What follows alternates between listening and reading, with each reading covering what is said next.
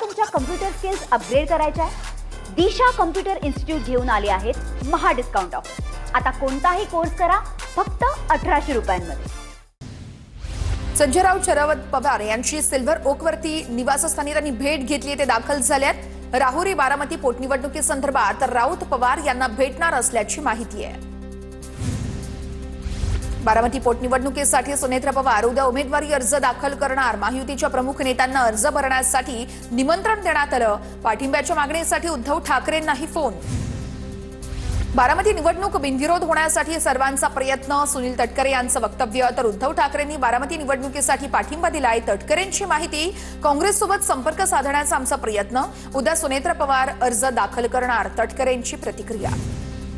बारामती पोटनिवडणुकीमध्ये सुनेत्र पवार यांना पाठिंबा देण्यावरती ठाकरे सेनेमध्ये 2 मतप्रवाह. सूत्रांची माहिती.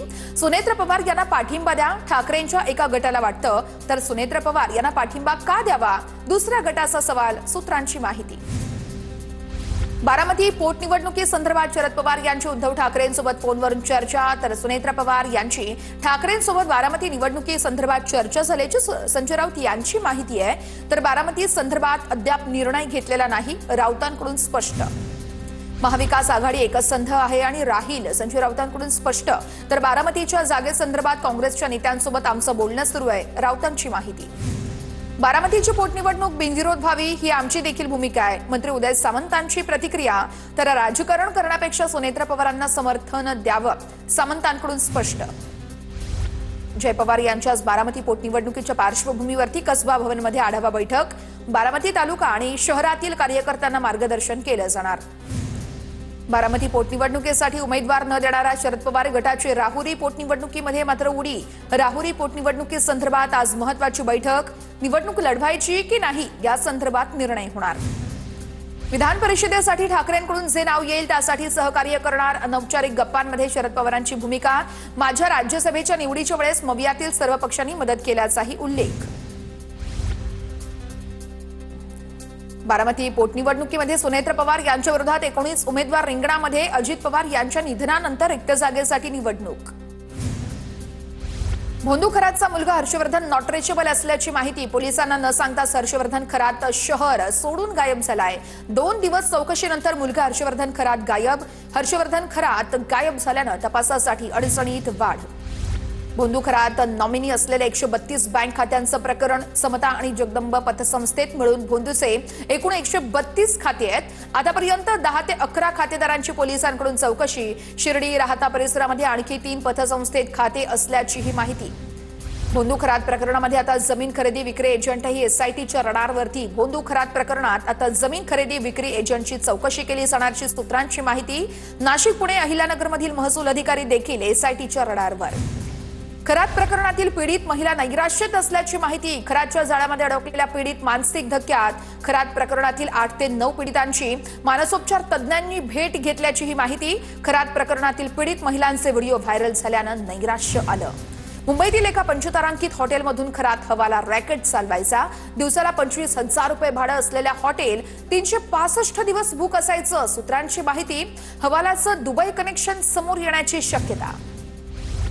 भोंदू खरात प्रकरणासारखे विषय हँडल करण्यामध्ये मुख्यमंत्री देवेंद्र फडणवीस मास्टर आहेत. भोंदू खरात प्रकरणावरती मंत्री चंद्रकांत पाटलांचं भाष्य. खरात प्रकरणामध्ये आवश्यकता वाटली तर मुख्यमंत्री फडणवीस केंद्रीय तपास यंत्रणांची मदत घेतील. मंत्री चंद्रकांत पाटलांची प्रतिक्रिया. भोंदू अशोक खरातला फाशीची शिक्षा द्या. ज्यांच्या या प्रकरणाशी संबंध आढळल्यास कठोर कारवाई करावी. सुनील तटकरेंची मागणी. हे प्रकरण जलद गतीने न्यायालयामध्ये चालवावं. खरात प्रकरणावरती सुनील तटकरेंची संतप्त प्रतिक्रिया. जेव्हा मी लढते तेव्हा माझ्याकडे माहिती येते. सगळी माहिती एसआयटीकडे दिली. जयश्री खाडीलकर यांच्या वक्तव्यानंतर अंजली दमानिया यांची प्रतिक्रिया. तर दमानियांना कोण माहिती पुरवतंय? दमानियांनी बाहेर काढलेल्या माहितीची विश्वासार्हता काय? अंधारेंचा सवाल. कुठलं एआय ॲप कॉल डिटेल्स देतं? दमानियांनी सांगावं. सूरज चव्हाण यांचा सवाल. अज्ञात व्यक्तीने पाठवलेल्या माहितीवरती लगेच विश्वास कसा ठेवला? ही माहिती खोटी ठरल्यास जबाबदार ती तुम्ही घेणार का? सूरज चव्हाण यांचा दमानियांना सवाल. अजितदादांच्या विमान अपघाताप्रकरणी VSR कंपनीचा मालक रोहित सिंगला अटक करा. जय पवारांची मागणी. विमान अपघाताचा व्हिडिओ पाहिल्यावरती सर्वांच्याच मनात शंका येते. जय पवार यांचं वक्तव्य. दमानियांकडे सीडीआर पोहोचला असता तर सीडीआरची पूर्ण कॉपी आली असती. मंत्री उदय सामंतांची प्रतिक्रिया, तर अज्ञातानं सीडीआर दिला असं दमानियांनी काल खुलासा केला होता. सामंतांचं वक्तव्य, मदरसे बंद करण्यापेक्षा बुलडोझरचा वापर करा. तेलंगणाचे आमदार टी राजा यांचं नांदेडमध्ये वक्तव्य, महाराष्ट्रातील मदरसे बंद करा असं नितेश राणे म्हणाले होते. टी राजा यांचं वक्तव्य, धर्मासाठी लढणाऱ्या लोकांनी बंदुकीचा परवाना घ्यावा. प्रत्येक घरामध्ये 5-5 बंदुकी असल्या पाहिजेत. टी राजा सिंह यांचं वक्तव्य, देशद्रोही हल्ला करण्यात आले तर त्यांना गोळी मारणाऱ्यासाठी हत्यार पाहिजे. टी राजा सिंह यांचं वक्तव्य. आदित्य ठाकरे आणि भाजप नेते मोहित कंबोज यांचा एकत्रित फोटो समोर. कंबोज यांच्या मुलीच्या वाढदिवसाला आदित्य ठाकरे यांनी हजेरी लावली होती. काँग्रेसचे राज्यातील 45 जिल्हाध्यक्ष बदलणार. महिना अखेर निवडीची प्रक्रिया पूर्ण करणार. जिल्हाध्यक्ष, तालुकाध्यक्षांसह 8,000 नवे पदाधिकारी येत्या 2 महिन्यामध्ये नेमण्याचं लक्ष्य. रत्नागिरी जिल्हा परिषदेच्या स्थायी आणि विशेष समित्यांच्या सभापतींची निवड 7 एप्रिलला होणार. शासनाने काढलेल्या नवीन नियमांप्रमाणे एका जिल्हा परिषद सदस्याला एका समितीवरती सदस्यत्व मिळणं बंधनकारक असणार. नंदुरबारमध्ये काँग्रेस नेते भाजपसाठी काम करत असल्याचा आरोप आहे. काँग्रेसचे पद्माकर वळवी आणि राजेंद्र गावित खूप छुप्या पद्धतीनं भाजप काम करत असल्याचा आरोप आहे. पद्माकर वळवी आणि राजेंद्र गावितांवरती शिस्तभंगाची कारवाई करण्याचीही मागणी. अँटेलिया बॉम्बस्फोट आणि मनसुख हिरेन हत्या प्रकरणामध्ये आरोपीचा एनआयए अधिकाऱ्यावरती खळबळजनक आरोप. अप्रूव्हर होण्यासाठी एनआयए अधिकाऱ्यांना दबाव टाकल्याचा मनीष सोनीचा दावा. साक्षीदार झाल्यास जमिनीसाठी मदत करू. आरोपीचे विशेष न्यायालयामध्ये प्रतिज्ञापत्र. कोर्टाकडून तपास अधिकाऱ्याला उत्तर सादर करण्याचे आदेश. उपमुख्यमंत्री सुनेत्र पवार यांच्याकडून नुकसानग्रस्त शेतकऱ्यांच्या पिकांची पाहणी. बारामती तालुक्यातील ग्रामीण भागातील शेतकऱ्यांच्या बांधावरती जाऊन पाहणी. गेल्या 4 ते 5 दिवसांपासून अवकाळी पाऊस. नुकसानग्रस्त शेतकऱ्यांच्या पाठीशी सरकार उभं आहे. मंत्री चंद्रकांत पाटलांचं वक्तव्य, 2014 पासून सरकारनं नुकसान भरपाई 32,000 कोटी दिली आहे. आता देखील झालेल्या नुकसानीची सरकार भरपाई देईल. चंद्रकांत करण. इस्रायल इराण युद्धामध्ये प्राण गमावलेल्या दीक्षित सोलंकी यांचं पार्थिव मुंबईत आणलं जाणार. ओमान किनाऱ्याजवळ व्यापारी जहाजावरती झालेल्या क्षेपणास्त्र हल्ल्यामध्ये दीपक दीक्षित यांचा दुर्दैवी मृत्यू. घटनेनंतर 36 दिवसांनी त्यांचं पार्थिव मायदेशी आणलं जाणार.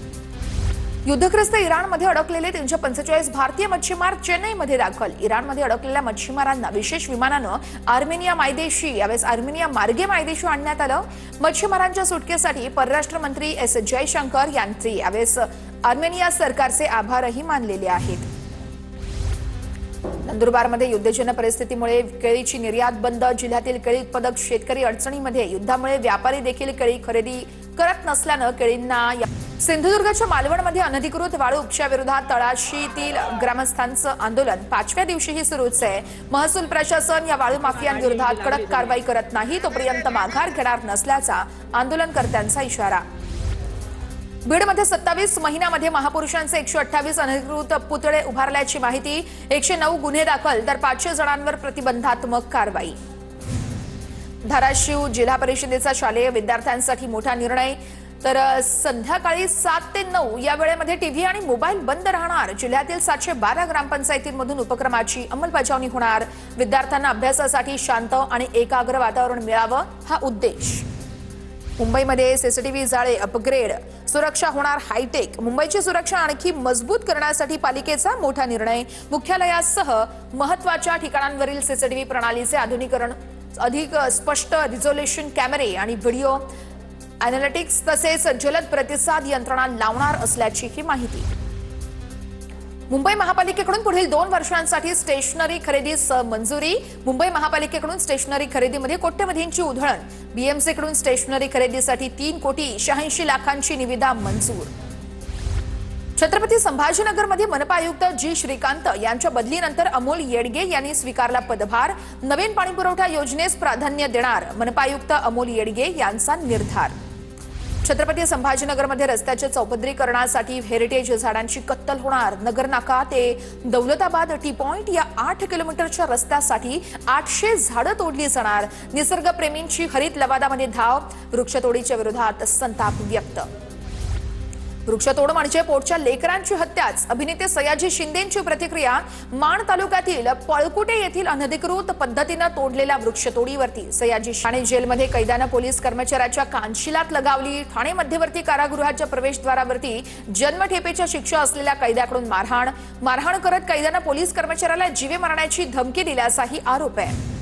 मुंबई पोलिसांच्या परिमंडळ 8 कडून नागरिकांना मोठा दिलासा. 84,43,479 रुपयांच्या किमतीचा 287 नग मुद्देमाल आज मूळ मालकांना परत केला.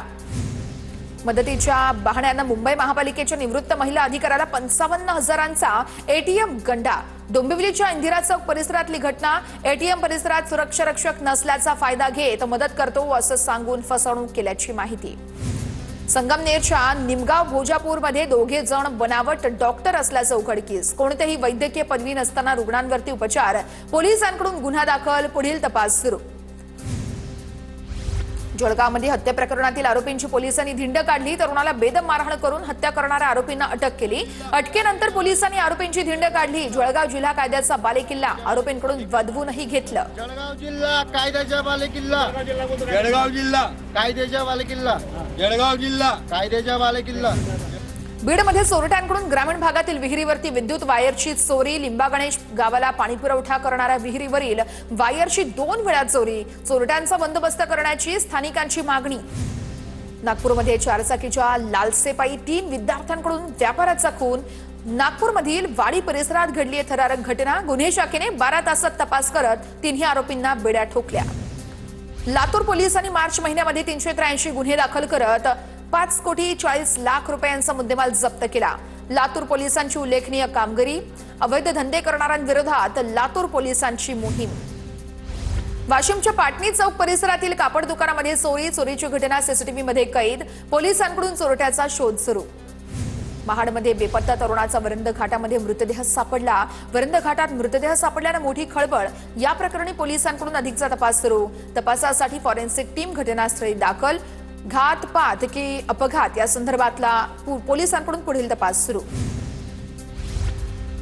गोंदियातील देवरी पोलिसांनी घडफोडी प्रकरणाचा छडा लावला. 20 वर्षीय आरोपीला पोलिसांनी पकडलं. आरोपीकडून 2 मोबाईल, चांदीचे दागिने आणि रोख रक्कम जप्त. या प्रकरणी पोलिसांकडून पुढील तपास सुरू. जळगावच्या पाचोरामध्ये कारची काच फोडून 50,000ची रोकड लंपास. पोलीस ठाण्याजवळ चोरट्यांनी हात साफ केले. सीसीटीव्हीच्या आधारे चोरांचा शोध सुरू.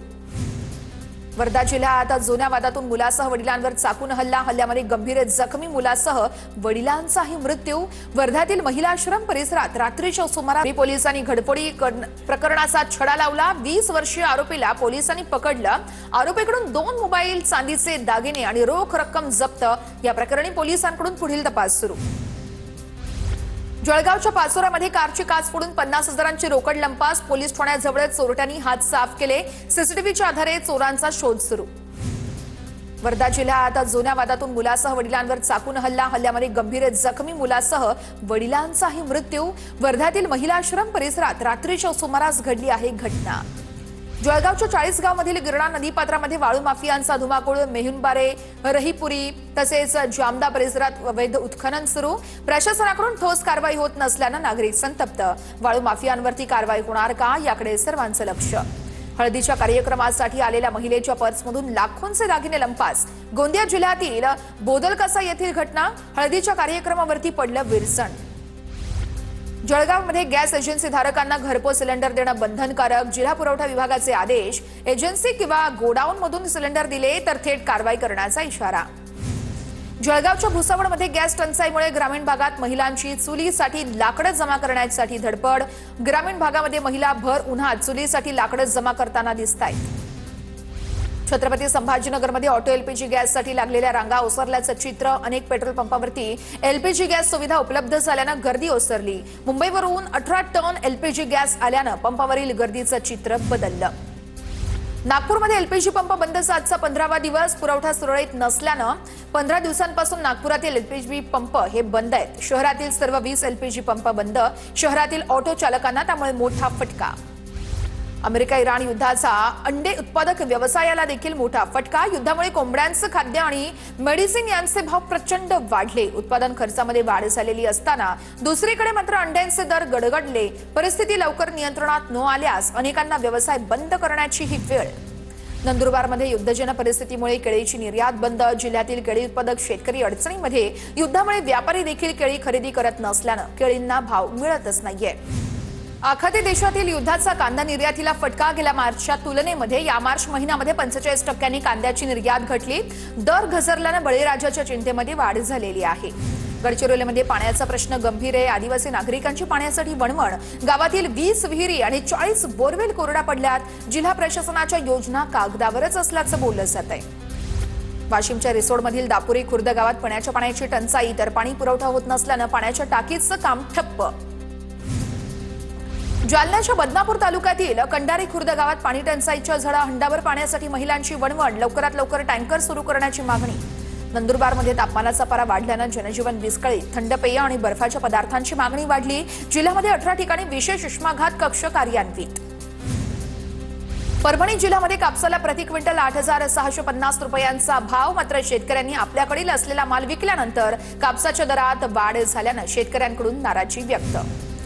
गोंदियामध्ये वादळी वाऱ्यासह पावसाची शक्यता. सलग 4 दिवस येलो अलर्ट. ढगाळ वातावरणामुळे तापमानात घट. नागरिकांना उन्हाच्या चटक्यापासून काहीसा दिलासा.